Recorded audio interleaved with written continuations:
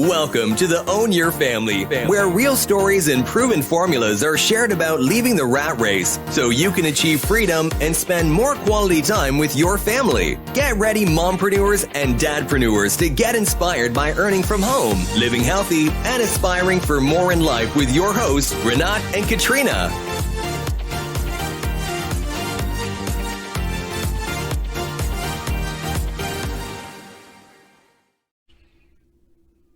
Hi, it's Katrina. In this episode, I'm going to share with you the book summary of 12 Rules for Life, written by Jordan Peterson. I find this self-help book very helpful, especially for young people who are looking for simple principles to help them become more disciplined and balance their lives while enjoying them as much as they can. Stand up straight.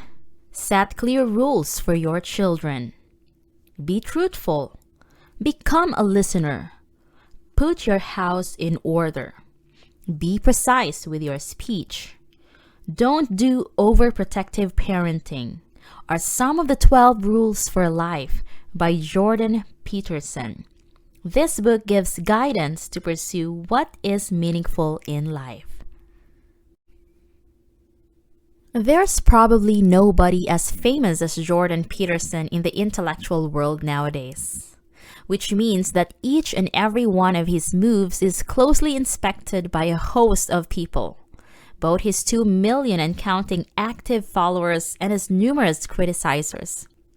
12 Rules for Life, however, is a much lighter and less controversial read than we've come to expect from Peterson.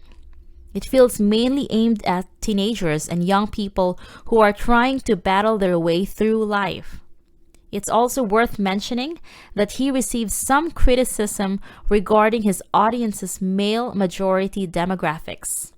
In the middle of this tension, he became an internet celebrity, propelled by his argumentation against the Canadian government's Bill C-16. Anyway, let's cut to the chase. Rule number 1. Stand up straight with your shoulders back. For his first rule, Jordan Peterson casts a cold look upon the nature and the society of the lobsters. But you probably already know this, since it has already been made stupendously famous via his debate with Kathy Newman. The main reason for the analogy, the basic chemistry of a lobster's brain, is not that different from the chemistry of your brain.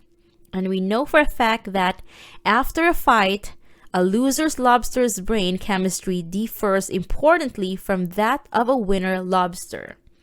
And this is reflected in their relative postures, which depend on the serotonin dopamine ratio. More from the former makes you stand up straight and fills you with confidence. Rings a bell? It should if it doesn't, because it essentially echoes Amy Cuddy's exceptionally popular TED Talk, "Your Body Language Shapes Who You Are."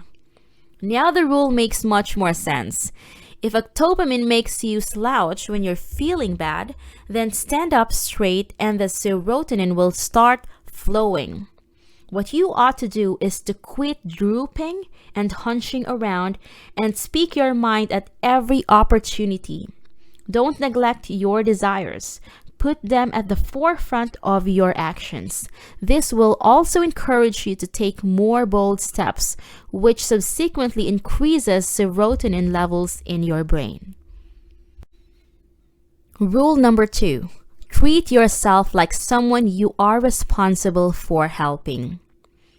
We live in a scientific and materialistic world, and we are pitifully unaware of the fact that there are different ways to understand it. However, for most of history, back to, say, Newton, humans understood it in a profoundly different way. Example, via myths. And myths had the power to give their lives some meaning and orientation. Now, interestingly enough, the fact that we are aware that the universe has no obligation to make sense to us makes us cruel to, well, ourselves, we are capable of inventing meaning even for dogs and cats, but we are incapable of doing the same for us. And statistics show this. People are better at filling and properly administering prescription medication to their pets than to themselves. And as Peterson says, that's not good. Even from your pet's perspective, it's not good. Your pet probably loves you and would be happier if you took your medication. Peterson analyzes the Genesis stories in order to find an answer to why do we prefer our pets over ourselves. And after a few pages, which concentrate on the order-chaos dichotomy, he finds it. How is this related to Peterson's second rule? Well, if you believe your life has a meaning with a capital M, then you will have to treat yourself as someone who deserves it.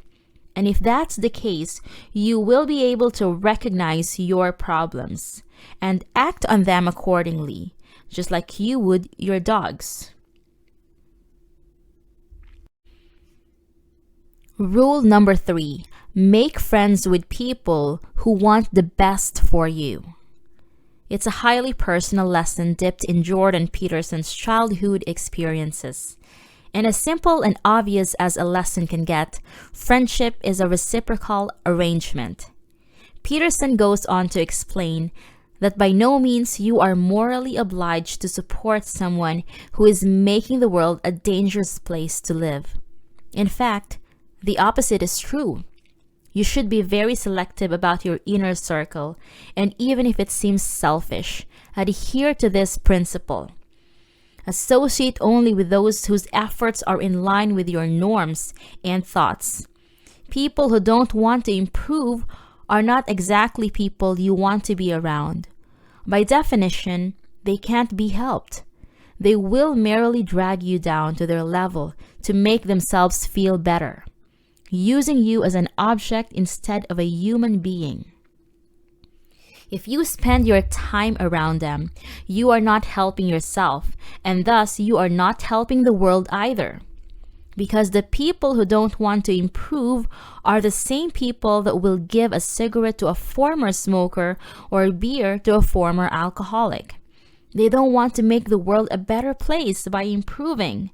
They want to make the world a worse place and thus simulate improvement. To hell with them. Make friends only with people who want the best for you, people you would easily recommend to others for. Rule number 4. Compare yourself to who you were yesterday and not to who someone else is today. We've told you before that happiness is not an adrenaline rush. In other words, that how you feel at this moment depends not on how close you are to some definitive state of things, example, happiness with a capital H, but on how better off you feel when compared to those around you.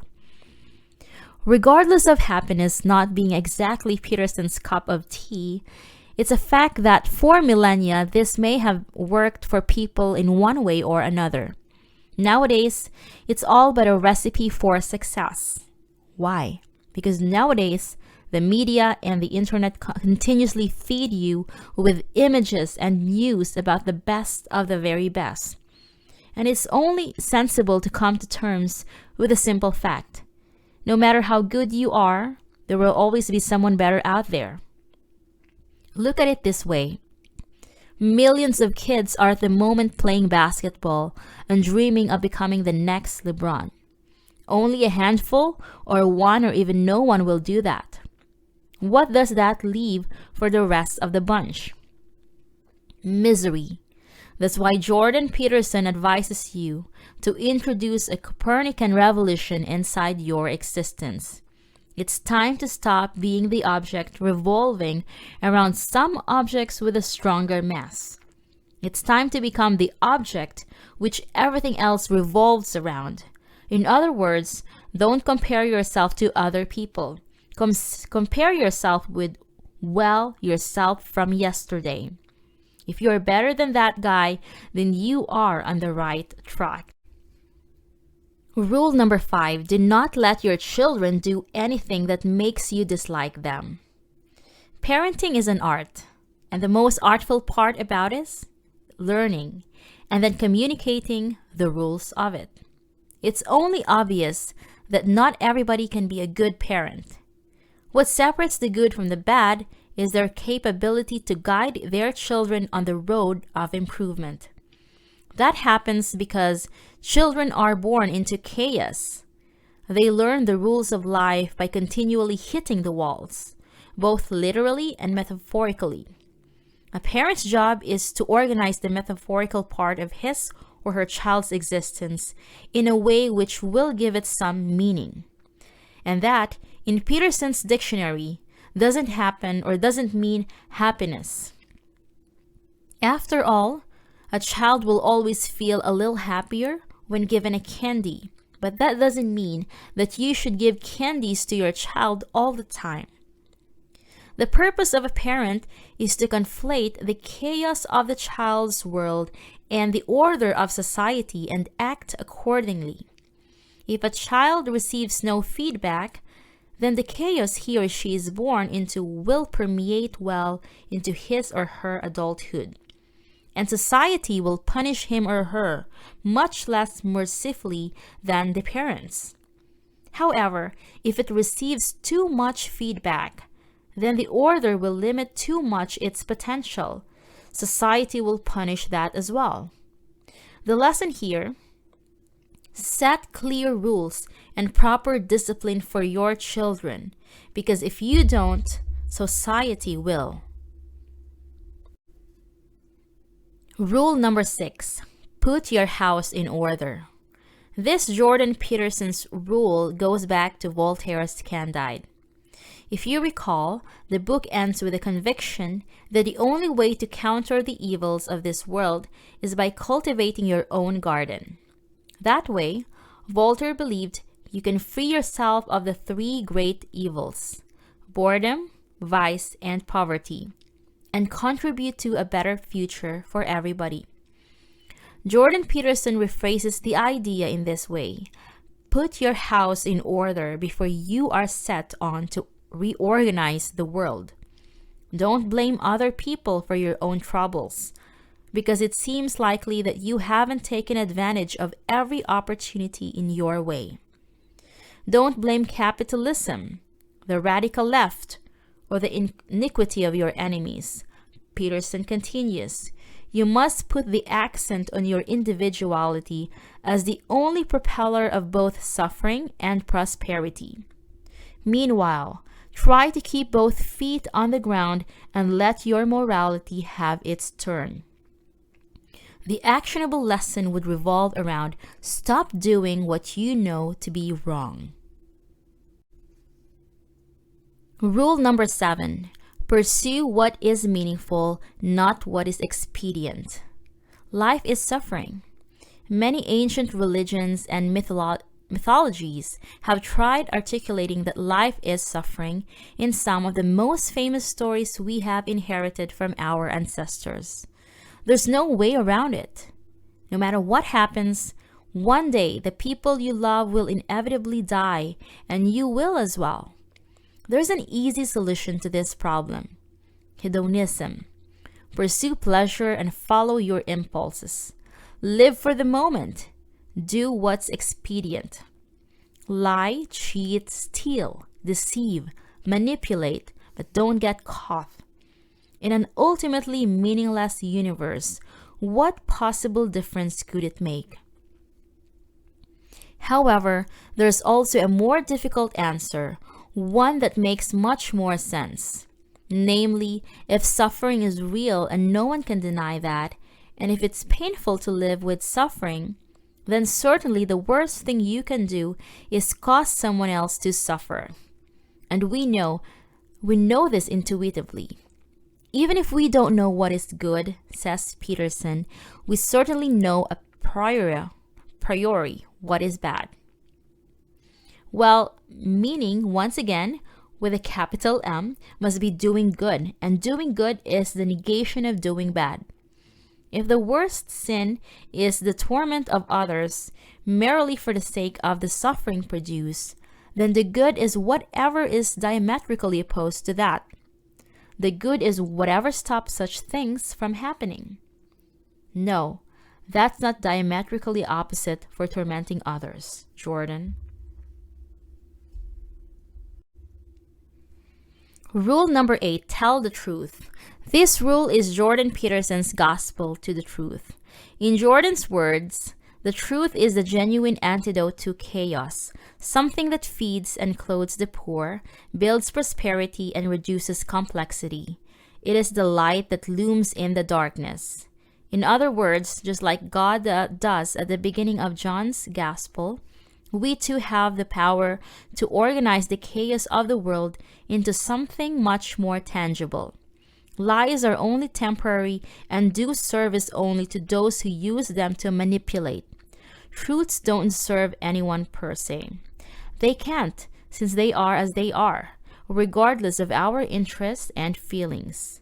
So they serve the world. Your duty, tell the truth, or at least don't lie. Oh, if only if it were as easy.